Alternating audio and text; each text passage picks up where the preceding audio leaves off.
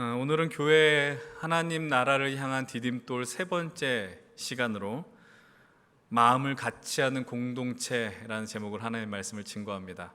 우리는 첫 번째 주일을 교회 내 교회를 세우리니 주님께서 주의 반석 위에 주님 당신의 교회를 세우겠다 말씀하신 장면을 우리가 살펴보았고요.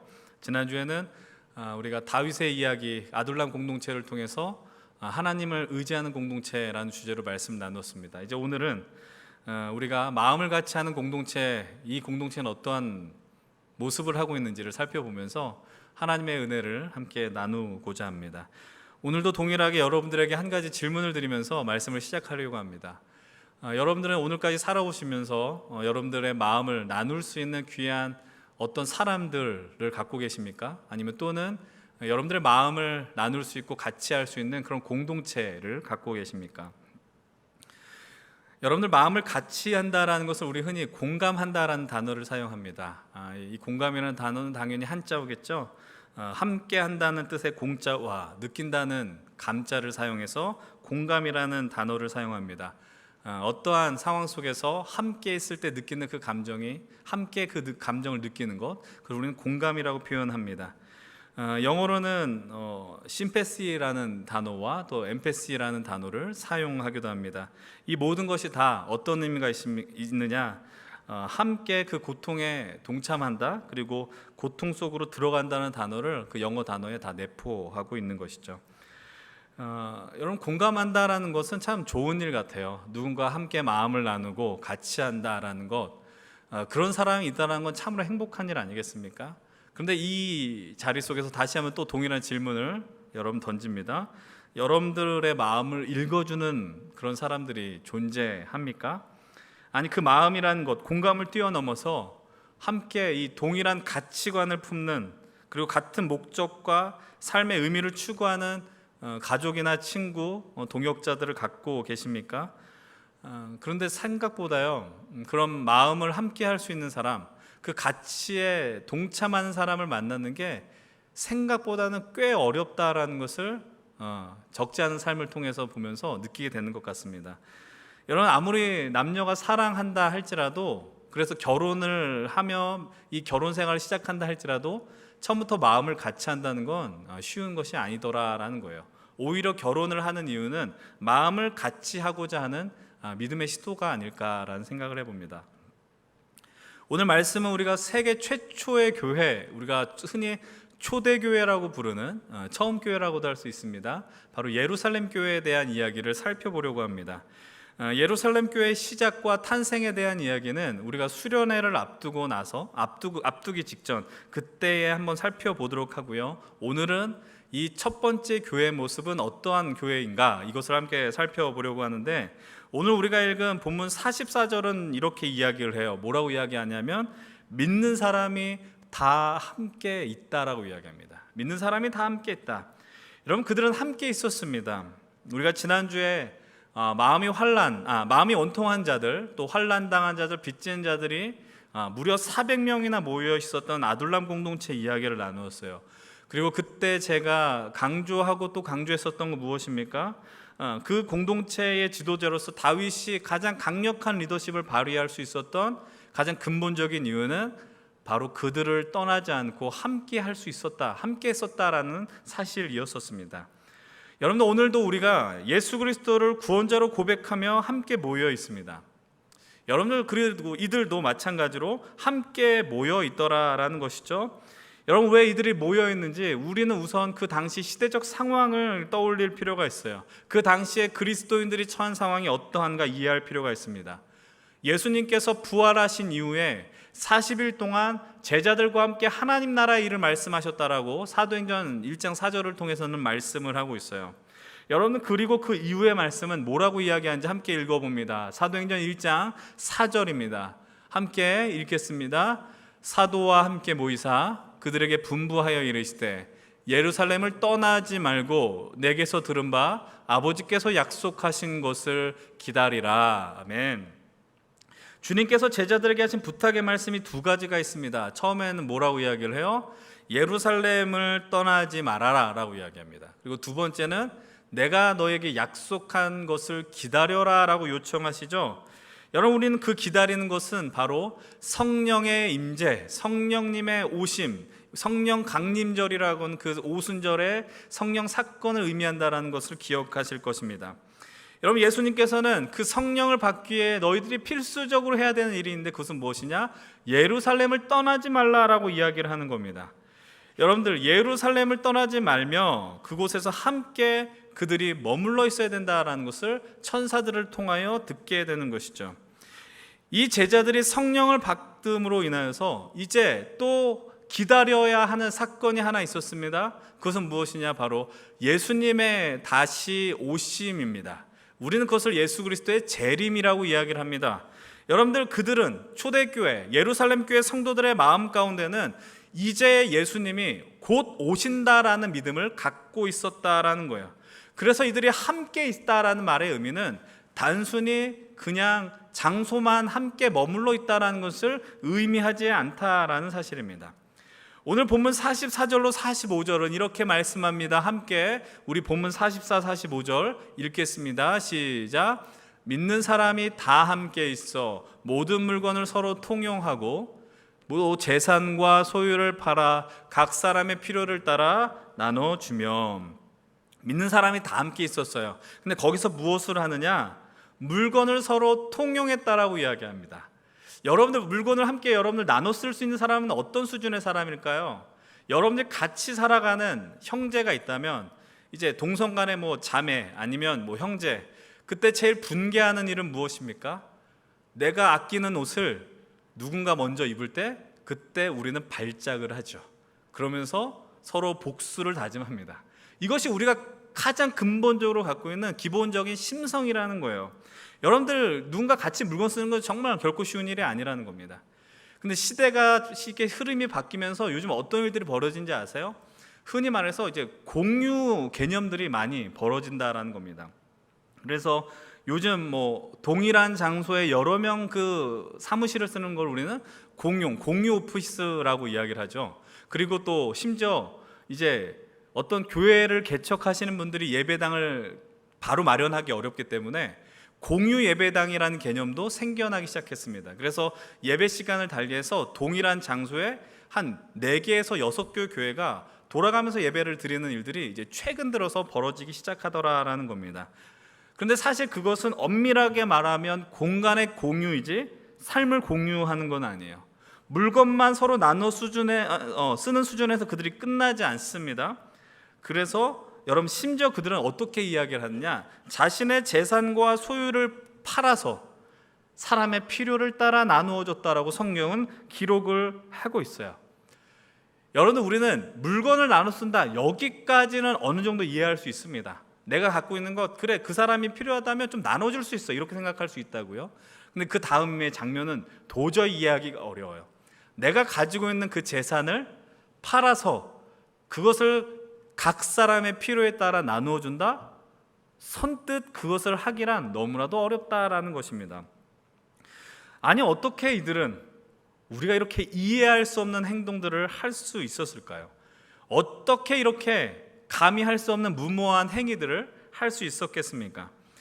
오늘 사도행전을 기록한 선교가 누가이죠. 누가는 이 예루살렘 교회의 모습을 이렇게 표현합니다. 그들은 날마다 마음을 같이 했다라고 이야기를 합니다. 날마다 마음을 같이 하는 것, 마음을 같이 할 수 있는 사람이 있다는 것이요, 그리고 마음을 같이 할 수 있는 공동체가 있다는 건 얼마나 복된 일입니까?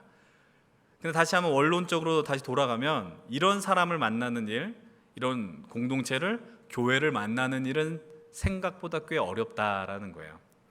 여러분, 우리가 사람과의 관계 속에서 그래, 저 사람과 내가 마음이 맞아, 저 사람과 어떤 뜻이 맞아, 여러분, 그런 순간들이 있어요. 그래서 누군가를 향해서 호감을 갖고 그래서 좀 더 깊은 관계로 발전하는 순간들이 있어요. 그런데 더 깊게 발전하게 되면 어떤 일이 벌어지는지 아십니까? 내가 그 사람과 마음이 맞았다라는 건 착각이었다라는 걸 깨닫게 됩니다. 여러분, 우리가 사람과 깊은 관계를 맺으면 어떤 일이 벌어질까요? 마음이 맞았다라고 생각하는데 마음이 맞았던 게 아니었어요. 그냥 그 사람이 갖고 있는 아주 작은 일부만 동일한 관심사에 있었다라는 것을 우리는 느끼게 되는 겁니다. 오늘 우리가 이 첫 번째 교회 예루살렘 교회의 모습을 보면서 아 그래 우리도 이렇게 아름답고 멋진 공동체를 이루면 얼마나 좋을까 이런 마음을 갖게 됩니다. 그러면서도 다시 오늘 우리의 현실을 보면 이것은 그냥 성경에 나온 이야기지 불가능한 일이야 이렇게 쉽게 단정짓는다라는 것이죠. 여러분 그런데 그들이 마음을 같이 함으로 오늘을 살아가는 우리들이 정말 경험할 수 없을 것 같은 모습을 드러내는 이유는 무엇이겠습니까? 과연 무엇이 그들을 그렇게 인도해냈을까요? 이 아주 기본적인 질문 앞에서 저는 제 삶 속에서의 한 가지 경험과 또 어떤 한 드라마의 장면이 오버랩 되었습니다. 약 2분 정도의 영상인데요. 여러분들 너무나도 잘 알고 있는 드라마의 장면일 것입니다. 그것을 보시고 혹시 온라인으로 이 예배를 동참하시는 분들 이 스트리밍을 보시다가 영상이 만약에 꺼졌다 당황하지 마시고 잠시만 기다리시면 다시 스트리밍을 시작할 겁니다. 영상 준비되셨으면 보여주시면 좋겠습니다. 이번 게임은 줄다리기입니다. 4조 5조 남편네 너무 기죽지들 마라. 줄다리기는 작전을 잘 짜고 단합만 잘 되면은 힘이 모자라도 이길 수가 있어. 이 앞에 선 사람이 중요해. 그 사람은 상대편의 얼굴을 가장 가까이서 마주보는 사람이고 제일 뒤에는 마치 배의 탑처럼 듬직한 사람이 맡아줘야 돼. 줄을 사이에 놓고 한 명씩 오른쪽 왼쪽으로 나눠서 서는 거야. 두 발은 11자 똑바로 놔. 신호가 울리고 처음 10초는 그냥 버티는 거야. 눕는 자세.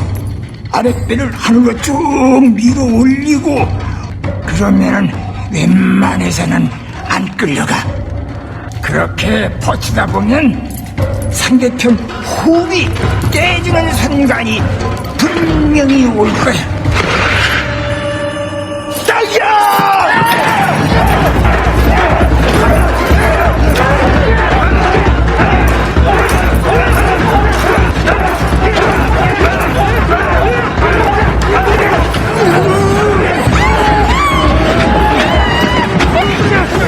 나도 정신 차리게 내 말 들어. 내가 신호하면 딱 세 발만 앞으로 가는 거야. 미쳤어! 정도면 들어야 돼. 그 소리 하지 마! 해봅시다. 하나 둘 셋.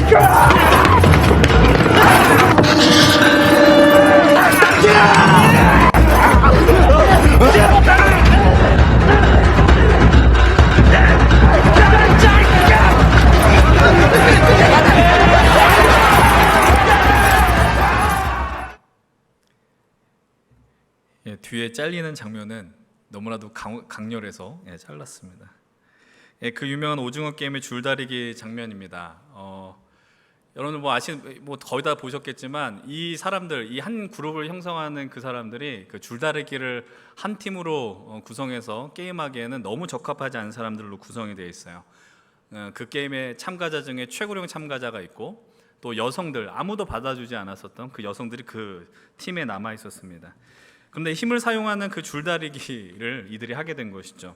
승산 없는 게임이라는 거예요. 그런데 이제 그 여기에서 그 유명한 그 최고령 할아버지의 멘트가 시작이 됩니다.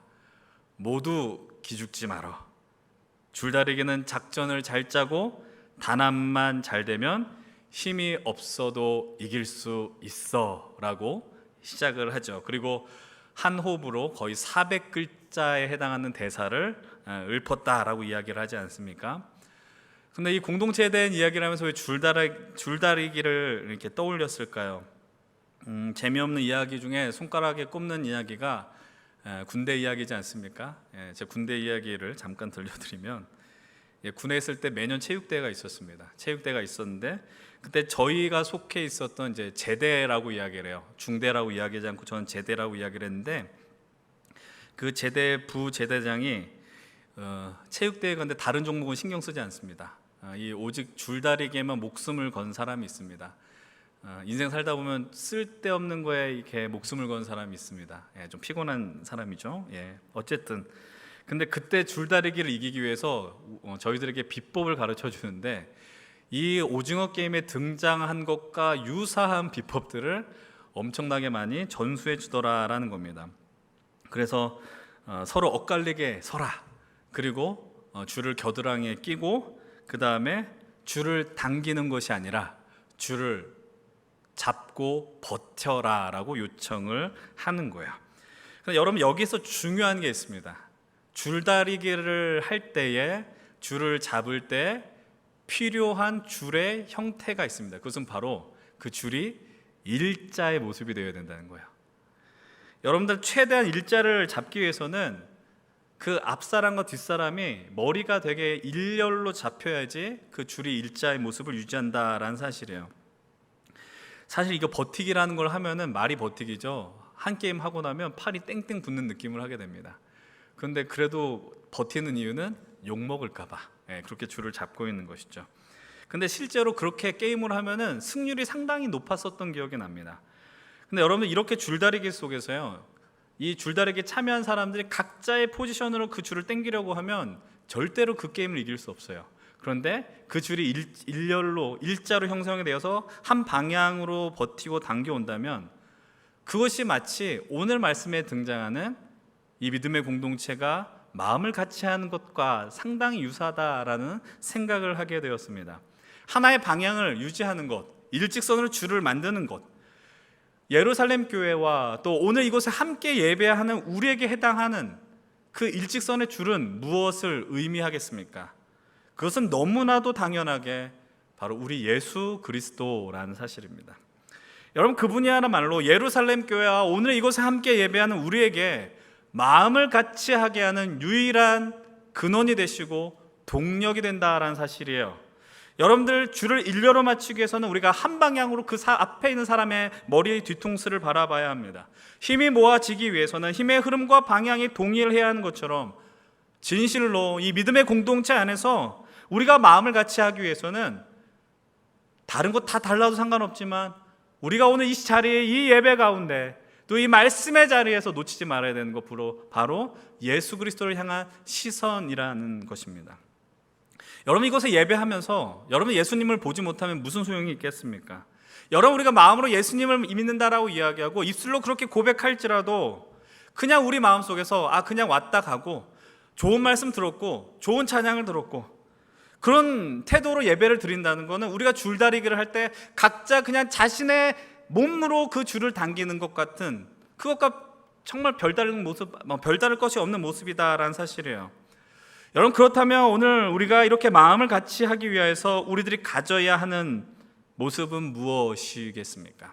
우리 다시 한번 46절의 말씀을 보면 좋겠어요. 2장 46절의 말씀 함께 한 목소리로 읽어보겠습니다. 시작. 날마다 마음을 같이하여 성전에 모이기를 힘쓰고 집에서 떡을 떼며 기쁨과 순전한 마음으로 음식을 먹고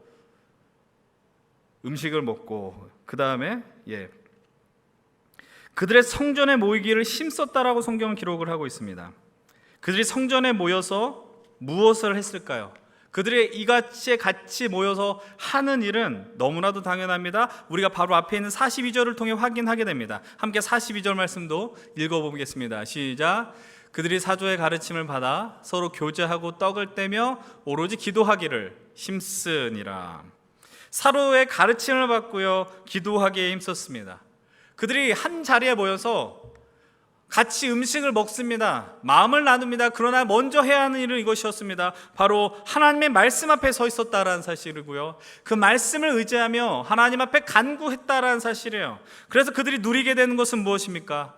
오늘 우리가 선택한 이 2장뿐만 아니라 4장에서도 동일한 예루살렘 교회의 모습을 우리는 발견하게 됐는데, 4장 33절은 이렇게 이야기를 합니다. 함께 4장 33절 한 목소리로 읽겠습니다. 사도들이 큰 권능으로 주 예수의 부활을 증언하니 무리가 큰 은혜를 받아. 사도들이 예수님의 부활을 증언할 때요, 그 자리에 모여 있었던 사람들이 동일하게 느꼈던 감정과 감동이 있습니다. 그것은 바로 은혜를 받았다라는 사실입니다. 여러분들, 오늘 우리들이 마음을 같이 하는 공동체를 꿈꾸기 위하여 필요한 것이 있습니다. 이곳에 함께 예배하며 단 한 사람도 예외 없이 동일한 마음 가운데 있어야 되는 것이 있습니다. 그것은 바로 은혜 받기를 사모해야 한다는 사실입니다. 여러분들 이곳에 예배하시면서 하나님 앞에 서시면서 얼마나 그 은혜를 사모하고 계십니까? 이 은혜의 근원은 우리가 아무리 큰 소리로 찬양할지라도 얻는 은혜가 아닙니다. 우리가 획득할 수 있는 것이 아닙니다. 그 은혜의 근원은 오직 예수 그리스도의 십자가 사건 복음 외에는 없다라는 사실이에요. 여러분, 오늘 우리에게 주시는 이 하나님의 말씀이 이 은혜를 누리는 하나님이 주시는 유일한 방편이라는 것을 우리가 어떻게 부인할 수 있겠습니까? 여러분들이 신앙생활을 하시면서, 그리고 성도들이, 신자들이 가장 큰 기쁨을 누리는 때는 언제인지 아십니까? 바로 은혜를 누릴 때입니다.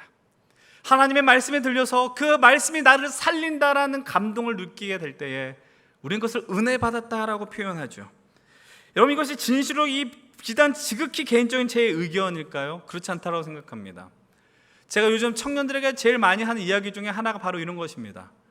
청년이라는 것은 이제 10대 시절을 벗어나서 자신의 신앙적인 독립을 이룰 때라는 거예요. 청소년기 때까지는 그냥 부모님의 신앙을 따라, 때로는 친구의 믿음을 따라 교회에 나오는 경우들이 얼마나 많이 있습니까? 그러나 20살이 지나고 나서는 나의 믿음을 따라 이 자리에 나오고 하나님을 예배한다라는 사실이죠.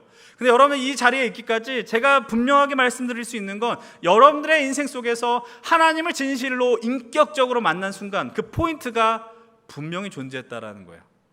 하나님이 여러분들의 삶에 찾아와 주셔서 여러분들에게 내가 너의 하나님이야 라고 증명하신 그 사건이 분명히 존재하더라라는 것입니다.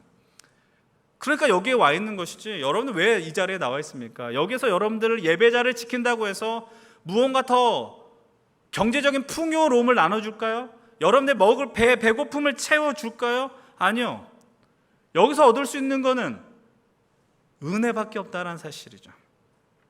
근데 여러분, 오늘 여러분들의 모습은 어떠합니까? 여러분들이 설령 과거에 은혜를 받은 순간이 있을지라도 오늘 여러분들 은혜를 받는 그 자리, 그 태도, 그 자세로 서 있으십니까?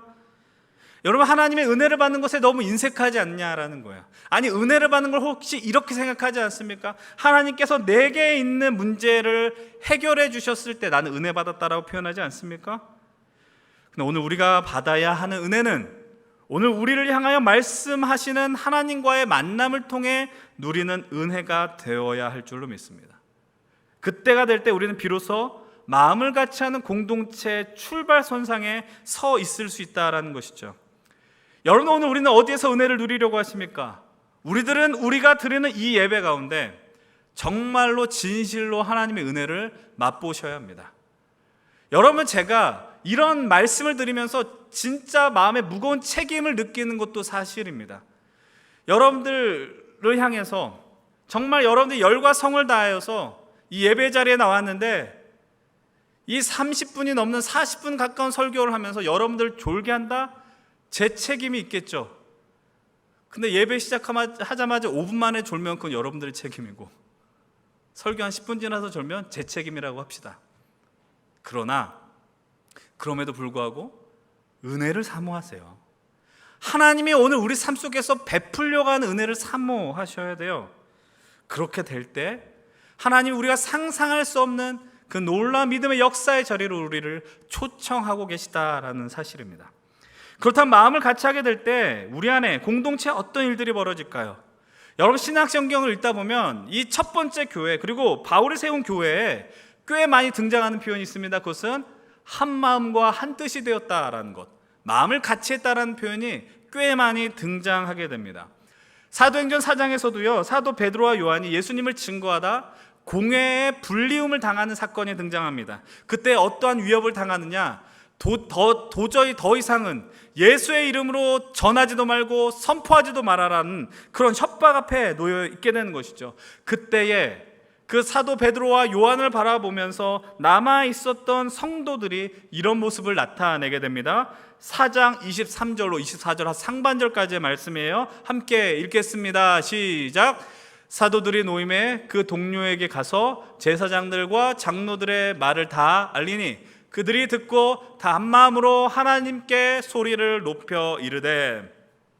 사도들이 풀려난 이후에 그들이 한 마음으로 한 일이 있어요. 그것은 무엇입니까? 바로 기도였다라는 겁니다. 마음을 같이 하게 될 때 하는 일이 있어요. 그것은 바로 기도라는 거예요. 여러분, 그들로 하여금 기도하게 한 상황은 무엇입니까? 교회를 향한 위협이었어요. 하나님 나라는 공격이 왔을 때, 그리고 고난이 임하는 순간이었다라는 겁니다. 성도들이 마음을 함께 할 때에 해야 하는 일은 바로 기도입니다. 제가 예전에 기도에 대한 말씀을 드릴 때 이런 말씀을 드렸던 것을 기억하실 것입니다.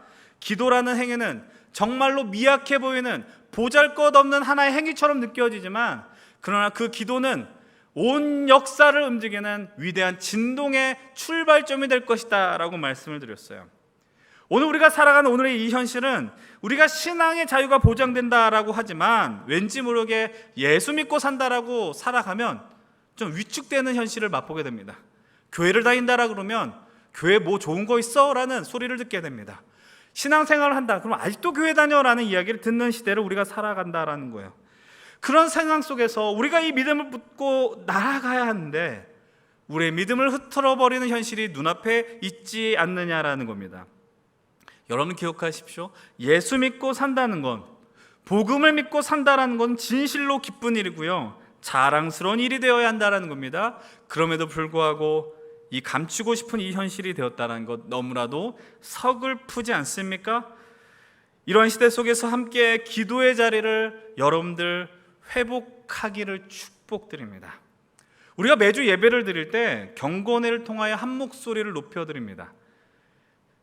연초가 되면 경건회 때 사람들이 많이 있습니다.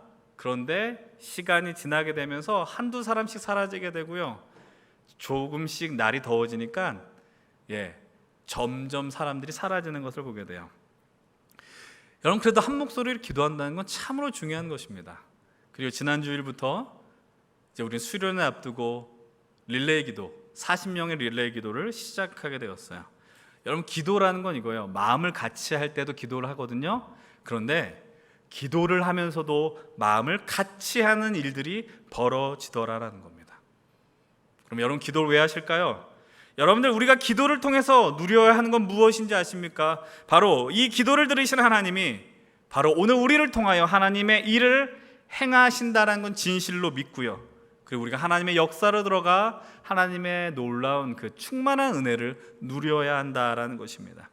아까 여러분 줄다리기를 떠올려 보십시오. 줄다리기 가운데 아무리 힘이 강력한 사람들이 넘쳐난다 할지라도요, 그냥 누가 힘을 쓰겠지라고 하면서 손을 놔버리는 사람들이 한두 사람씩 발생하게 되면 그 줄다리기는 결코 이길 수 없어요. 승산이 없는 게임이다라는 겁니다. 사랑하는 우리 연신교회 힘센 청년 동역자 여러분들에게 부탁을 드립니다. 이 기도의 줄을 놓지 마십시오. 누군가 대신 기도하겠지.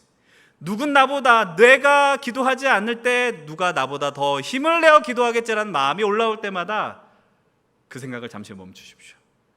여러분들 기도의 시간, 그건 나중에 이야기하는 것이고, 그 기도의 끈을 놓지 않고자 애쓰시기 바랍니다. 여러분들, 우리가 어떤 믿음의 수준이, 그리고 힘의 수준이 다 다를지 모르겠어요. 근데 함께 그 기도의 끈을 붙을 때 하나님께서는 오늘도 우리를 통하여 놀라운 역사를 드러내실 것입니다. 다시 한번 부탁드려요. 우리 함께 기도의 줄을 붙드십시다. 그래서 미리 여러분들에게 광고되지 않은 것이지만 제가 말씀을 미리 드리는 건, 수련회를 앞둔 8월 8일부터 12일까지 정확하게 5일의 시간, 특별 새벽 기도회라고 이름을 붙이기 너무 거창하고요, 이른 아침의 시간, 우리 힘센 아침 묵상이라는 타이틀로 함께 기도하는 시간을 마련하려고 합니다. 여러분들, 당연히 첫 번째 이유는 수련회를 위한 기도회를 드리는 것이겠지만 더 큰 이유는 함께 마음을 모으자는 거예요. 그냥 임원들만 수련회 준비하겠지, 수련회 TF팀만 그냥 수련회 신경 쓰겠지가 아니라 하루라도 나오셔서 내가 이 하나님 나라 공동체를 세워갈 때 나의 기도의 자리에 내가 이 기도의 끈을 잡겠노라, 줄을 붙들겠노라 헌신하고 결단할 때, 여러분이 그 수련회에 참여할 때 받는 은혜는 상상을 초월하는, 우리의 기대를 초월하는 것이 될 것이 분명하다는 사실입니다. 새벽이 아닙니다. 조금 이른 아침입니다. 여러분들 마음을 다해 함께 동참해 주시기를 그래서 함께 하나님이 일하시는 그 역사의 순간에 그 역사의 현장을 바라보시는 우리 모두가 되시기를 진심으로 축원을 드립니다. 다음으로 살펴볼 부분 이거예요. 우리가 은혜를 받게 될 때 마음을 같이 할 수 있게 된다라고 말씀을 드렸죠. 이제 마음을 같이 하게 한 순간에 하나님이 우리로 하여금 어떤 일을 이루게 하실까요? 4장 34절 35절의 말씀을 이렇게 같이 봅니다. 4장 34, 35절이에요. 시작. 그 중에 가난한 사람이 없으니 이는 밭과 집 있는 자는 팔아 그 판 것의 값을 가져다가 사도들을 발 앞에 두매 그들이 각 사람의 필요를 따라 나누어 줌이라. 은혜를 받는 게 마음을 같이 하는 정말 중요한 원인이라고 말씀을 드렸어요. 은혜를 받게 되어서 그럼 마음을 같이 할 때 어떤 일이 벌어지는지 아십니까? 여러분 기억하십시오. 마음을 같이 하게 되면요, 우리의 눈이 커집니다. 근데 눈이 커진다라는 건 여러분들의 눈에 어떤 물리적인 크기가 커진다라는 의미가 아니에요. 마치 어떠한 의학의 힘을 빌려서 커진다라는 것을 말씀드리는 게 아니에요. 우리가 보는 시야가 확대되어진다라는 것을 의미하는 겁니다. 예루살렘 교회 강력한 그리고 아주 인상 깊은 표현이 하나 있어요. 그것은 무엇이냐? 가난한 자가 한 명도 없었다라고 이야기합니다. 근데 이거 진실로 사실일까요? 교회에 가난한 자가 없었을까요? 부럽죠? 여러분들 교회를 다니면 다 부자 되세요가 해당이 되는 것일까요? 아니요, 그런 이야기가 아니에요. 예루살렘 교회는요, 부자도 있고요, 가난한 자도 있었어요. 꽤 많은 물질을 갖고 있는 부자도 있었고, 정말로 극빈, 지난번에 살펴봤던 이삭을 줄 수준의 룻과 같은 인생들도 존재했다라는 겁니다. 그런데 그들이 마음을 같이 하니까 어떤 일이 벌어진지 아세요? 부자의 시선에 가난한 사람의 모습이 들어오기 시작합니다. 힘이 아주 강했던 사람의 눈에 힘이 너무도 보잘것없는 그 인생들이 보이기 시작하더라라는 거예요. 시야가 확대되는 거죠. 예수 그리스도를 향하여 마음을 같이 하게 되는 공동체에 속한 사람들은요, 자기의 시선을 볼 때 자기의 인생에만 몰두하지 않는다는 사실입니다. 이거는 너무나도 지극히 당연한 믿음의 원리예요. 내가 하나님을 사랑하게 될 때, 하나님의 충만한 은혜 가운데 머무르게 되면 우리는 이웃을 향한 시선이 확대되어진다는 것을 바라보게 됩니다. 우리가 올해 표를 정할 때 이렇게 정했습니다. 주께 감동받고 세상에 감동 주는 심센이 되자라고 이야기했습니다. 그럼 주님께 감동을 먼저 받고 나중에 감동을 세상에 줄까요? 순서가 명확할까요? 아니요. 그냥 하나님께 감동을 받게 되면요, 우리도 모르게 사람들을 향하여, 이웃을 향하여 그 시선들이 확대되어지는 것을 누리게 되는 거예요. 여러분, 그러면 우리가 그 시선을 보내는 훈련을 하는 자리는 어디일까요? 바로 이곳입니다. 여러분들이 예배하는 이 힘센 청년부다라는 사실을 기억하셔야 돼요. 오늘 이곳에는 분명히 남들보다 줄다리기 할 때 근육이 발달된 사람이 분명 존재할 거예요. 내가 그래서 이 줄을 더 꽉 붙잡을 수 있는 사람들도 존재할 겁니다. 근데 너무나도 보잘것없어서 뼈만 남은 앙상한 사람들도 있을지 몰라요. 그럼 그 사람이 그 줄을 잡는다 할 때 무슨 소용이 있을까? 그냥 표현이 그렇지만 있으나마나 사람도 있을 수 있다니까요. 그런데 중요한 것은 하나님이 우리를 다 이곳으로 불러주셨다라는 겁니다. 다 자격 조건 제한 하나도 없다라는 겁니다. 좀 더 우러러 볼 것 같은 사람도 있지만 정말 보잘것없는 사람도 있다라는 거예요. 근데 하나님이 우리를 이곳으로 불러주셔서 한 마음 한 뜻이 되게 했다라는 사실이에요. 다시 한번 반복해서 말씀드리지만 우리는 이곳에서 우리를 구원하신 예수 그리스도의 십자가에 몰두하셔야 한다는 사실이고요, 그분으로 인하여서 세상이 주는 평안과 어떠한 참 뜻을 찾는 게 아니라 오직 예수 그리스도가 주시는 은혜 안에 머물러야 한다는 겁니다. 근데 그 은혜의 누림 속에 각자의 모습이 다 다를 것입니다. 여러분, 이 믿음의 분량을 측정할 수 없고 이 믿음의 분량에 따라 저는 평가하지 않습니다. 그런데 성경은 이렇게 표현해요. 믿음이 강한 자가 있고 약한 자가 있다라고 이야기를 해요. 그럼 믿음이 강한 자는 흘려보내셔야 됩니다. 영적 어른이 되었다면 영적 아이들을 향하여서 그 믿음의 은혜와 사랑을 흘려보내셔야 됩니다. 그래서 같이 흘려보내면서 하향 평준화하라는 이야기가 아니에요. 낮은 자를 향하여 손을 내밀고 같이 일어나야 됩니다. 상향 평준화를 향하여 우리는 나아가야 한다는 것이죠. 그래서 로마서 15장 1절은 이렇게 이야기하고 있습니다. 함께 말씀 읽겠습니다. 시작. 믿음이 강한 우리는 마땅히 믿음이 약한 자의 약점을 담당하고 자기를 기쁘게 하지 아니할 것이라. 믿음이 강한 자들이 믿음의 약한 자들의 약점을 담당하라라고 이야기합니다. 다시 말씀을 드리면 내가 부자라고 내가 힘이 세다고 그 믿음의 시선을 이웃으로 확대시키지 않게 되면 그 공동체는 반드시 깨진다라는 거예요. 홀로 혹시 이런 분들 계십니까? 나의 믿음에 대해서 자부심을 느끼는 분들이 계십니까?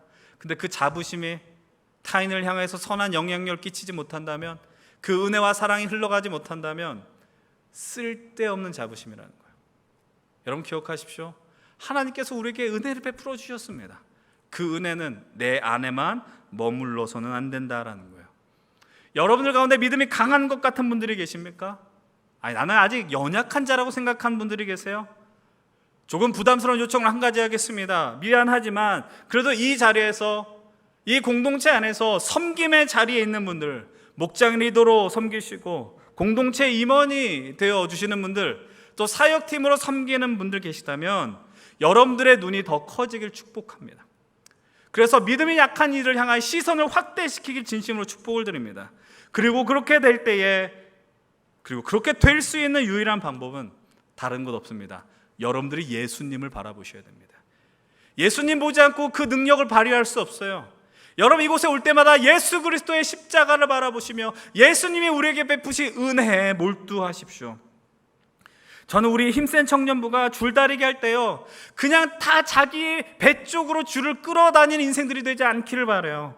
한 방향으로 일직선으로 그 줄을 유지하며 함께 하나님 나라에 대한 비전과 소망을 갖는 공동체가 되기를 진심으로 축복합니다. 그래서 어쩌면 이 예배가, 그리고 우리가 한 달 뒤에 드리게 되는 수련회가 이런 마음을 같이 하는 훈련의 장이 될 것입니다. 이제 말씀을 마무리하겠습니다. 마음을 같이 하는 공동체가 되기 위해서 필히 경험해야 하는 건 하나님의 은혜임을 기억하십시오. 은혜를 사모하십시오. 하나님, 오늘도 우리에게 은혜를 부어주십시오라고 간절히 외치십시오. 목사님은 목사님이니까 그렇게 얘기할 수 있죠 라고 한다면 할 말은 없습니다. 근데 제가 여러분들에게 이렇게 요청할 수밖에 없어요. 하나님의 은혜를 구하세요. 성도들이 누리는 제일 되는 은혜는 주님의 말씀으로 인한 은혜임을 인정하시기 바랍니다. 저는 그래서 진짜 우리가 드리는 매주 예배가 선포되어지는 말씀이 여러분들이 느낄 때 현저히 부족할지 모르겠지만 진심으로 하나님의 은혜를 누리고 충만히 맛보는 통로가 되기를 간절히 축복합니다. 저 여러분들이 말씀으로 행복하면 좋겠어요. 말씀으로 행복한 청년 공동체가 되었으면 좋겠어요. 그래서 하반기에 집중하려고 하는 것이 있습니다. 성경 공부입니다. 공부한다고 하면 싫지만 그래도 기회가 있을 때 잡으세요. 기회가 있을 때 오셔서 하나님의 말씀으로 한번 흥분을 느껴보십시오. 그 말씀이 우리의 삶을 지배하는 영광 가운데 머무를 때에 우리가 하나님의 나라를 함께 살아낼 수 있게 될 것입니다.